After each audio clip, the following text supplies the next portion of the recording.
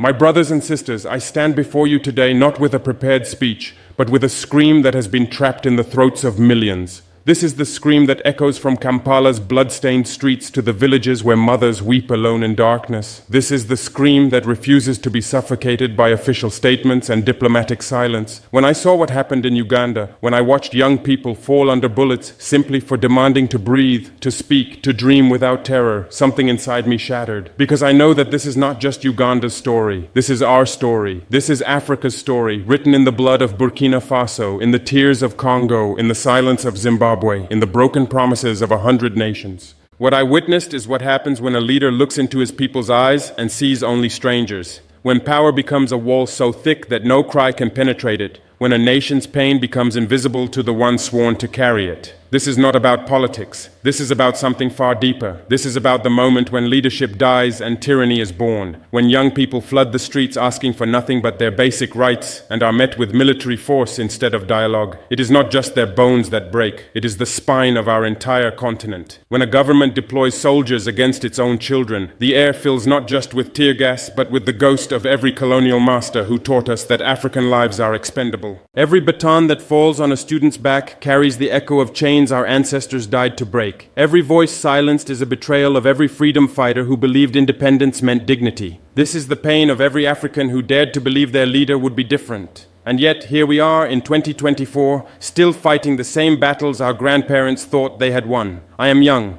Many say too young to speak with such authority, but age is not measured in years when your soul has walked through fire. I came to power not through lineage or military cunning alone, but through a promise whispered in the hearts of a generation that refused to die in silence. I represent something dangerous to old systems, the possibility that a leader can still feel, that a president can still bleed when his people bleed, that power does not have to turn a human being into stone. When I speak, you do not hear rehearsed political scripts written by advisors who have never missed a meal. You hear the raw voice of a man who knows what it means to watch your country suffocate under corruption, to see your sisters lack medicine in hospitals that should be healing them, to bury friends who died from preventable diseases because the national budget was devoured by men in expensive suits who travel in convoys while children walk barefoot to schools without roofs. I have seen what happens when a government forgets that its first duty is to its people. I have watched mothers choose which child gets to eat because there is not enough food for all. I have seen young people with university degrees selling phone credit on street corners because the economy has been hollowed out by corruption. I have witnessed the quiet desperation in the eyes of farmers who work from sunrise to sunset but cannot afford to send their children to school. I am the embodiment of Africa's refusal to accept that leadership must always become betrayal. I am living proof that the son can choose a different path than the father, that we do not have to repeat the same cycles of hope and disappointment, revolution and oppression, liberation and tyranny. This is why my words to Museveni cut so deep, because they came from profound recognition, from a place of knowing exactly what happens when power corrupts a once noble heart. I looked at Uganda and saw Burkina Faso.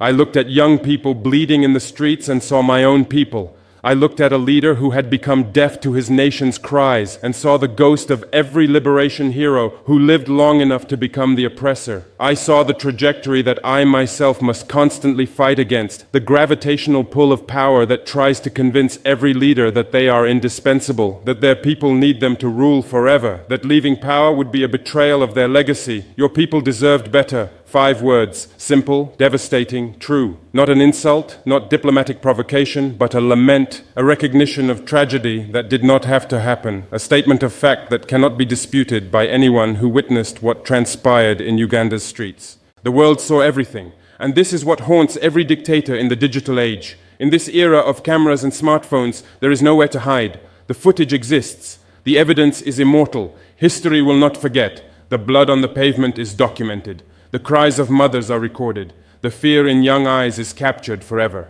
No amount of propaganda can erase what the world has witnessed. No state television broadcast can contradict the videos that circulated globally within hours. Yoweri Museveni, a name that once carried the weight of revolution, a guerrilla fighter who spoke the language of liberation, a man who came to power in 1986 promising fundamental change. There was a time when his name was mentioned alongside the great resistors, when he stood before crowds speaking of African dignity, of ending dictatorship, of building a nation where every voice mattered. I know this history, I have studied it, I have read his speeches from those early years, and they sound like speeches I might give today. He spoke about the problems of African leadership, about presidents who clung to power, about the need for term limits and democratic accountability. He was, in his own words, going to be different. But something happened along the way, something that happens too often on this continent, something I see in my nightmares and fight against every single day. The revolutionary becomes the institution. The liberator becomes the jailer. The man who fought against lifetime presidencies decides rules do not apply to him. The one who condemned corruption becomes its chief architect. The people who once danced in the streets celebrating his arrival now run from soldiers wearing his orders like armor. This is the African tragedy written in 1,000 variations across our continent. The story of how power corrupts not gradually but absolutely. How a man can look in the mirror and no longer recognize the young fighter he used to be. How a leader convinces himself that holding power is national service, that his people are not ready for change, that he alone understands what is best for them, that without him the nation would collapse into chaos. But the people are not children waiting to be told what is good for them. The people are not a resource to be managed or a threat to be controlled. When citizens march demanding accountability, they are not asking permission, they are not begging for favors, they are reclaiming what was always theirs by right, what was stolen from them through violence and manipulation and the slow erosion of democratic institutions. The confrontation in Uganda is about a choice every African leader must make, a choice I must make every single day. Will you listen or will you silence? Will you serve or will you rule?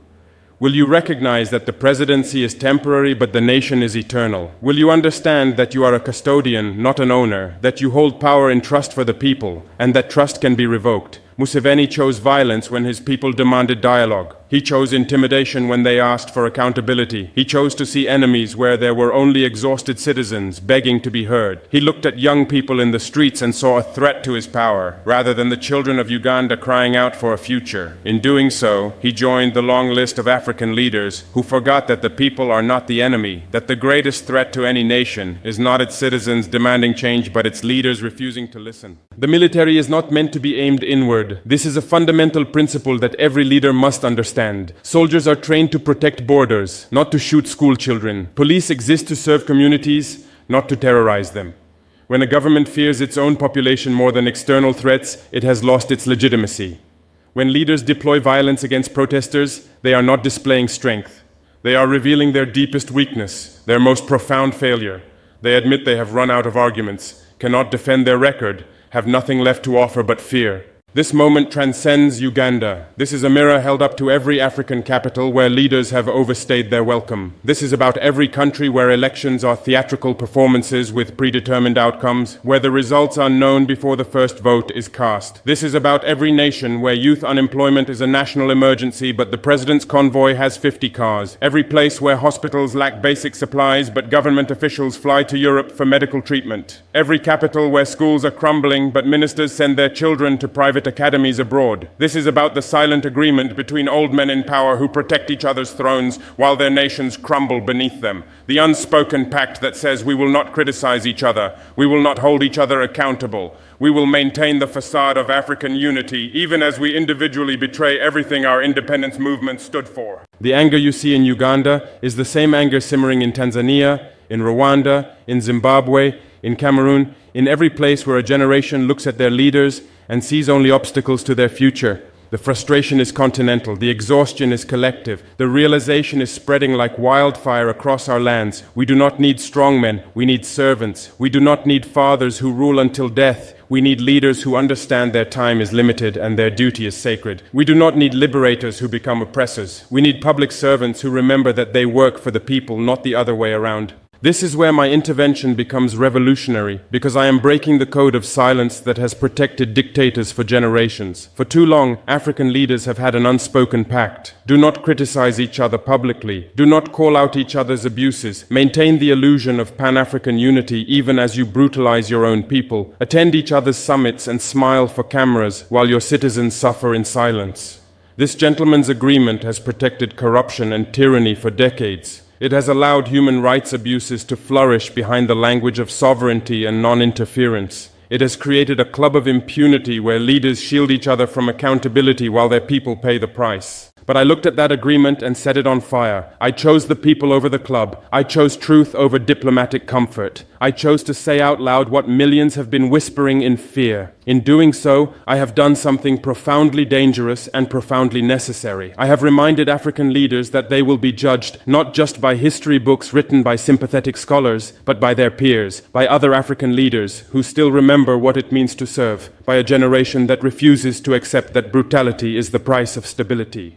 When I say your people deserved better, I am speaking to Museveni, yes, but I am also speaking to every African leader who has lost their way, to those who have confused longevity with legacy, who think that staying in power for decades is an achievement rather than a failure of democratic institutions, to presidents who measure success by how long they remain in office rather than by how much they transform their nations, by the size of their palaces rather than the quality of their people's lives, to those who have built monuments to themselves while their people live in shacks without clean water or electricity, to leaders who have forgotten that power is a loan from the people, not an inheritance to be passed to their children like a family business. And when I say the world saw everything, I am issuing a warning that the age of impunity is ending. Technology has fundamentally changed the game. Massacres cannot be hidden anymore. Lies cannot be sustained in the face of video evidence. The international community may be slow, may be hypocritical, may be selective in its outrage, but the evidence remains. The videos exist.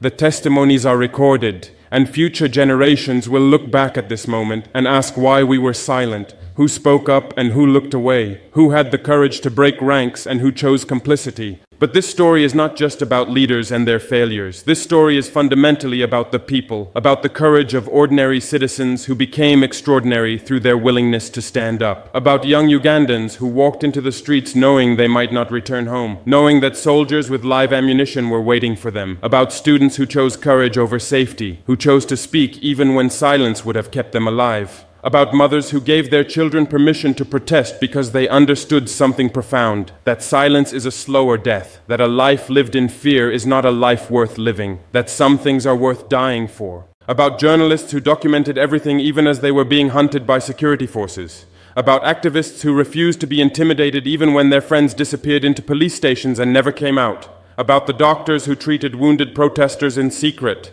about the lawyers who defended arrested activists, knowing they too could be targeted, about the musicians who wrote songs of resistance, about the teachers who taught their students that challenging injustice is the highest form of patriotism. These are the true heroes of this story. They did not have military training or political power. They did not have wealth or connections to protect them. They did not have diplomatic immunity or international platforms. All they had was a belief that they deserved better, that their country deserved better, that Africa deserved better. And that belief was enough to make them move, powerful enough to make them risk everything, strong enough to challenge a system that seemed invincible.